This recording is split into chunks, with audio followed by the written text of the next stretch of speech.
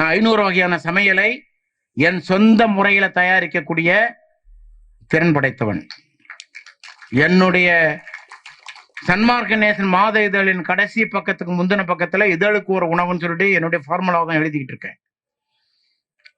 அதனால நமக்கு வித்த தெரியும், நம்ம ஏன்டா உடனே சொல்லிட்டு நானே சமைச்சேன், கொண்டு போய் இறக்கிட்டேன், எல்லாம் சாப்பிட்டாங்க.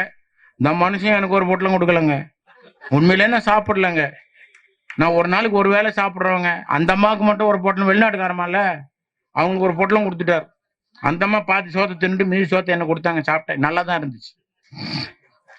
இன்னைக்கு கேட்டா எல்லாரும் சொல்றாங்க நல்லா இருந்துச்சு சொல்லி. இது என்ன தெரியுங்களா, நான் எதுக்காக இதை சொல்றேன் தெரியுமா?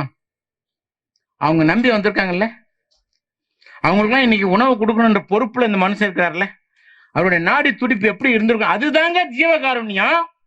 சோறு போடுறது இல்ல ஜீவகாருண்யம். இந்த சிந்தனையில துடிச்சுக்கிட்டு இருக்கிறோமே, அதுக்கு பேரு ஜீவகாருண்யம். இந்த சிந்தனையை கொடுத்தது யார்? இந்த சிந்தனையை நமக்கு கொடுத்தது யார்? வள்ளல் பெருமான்.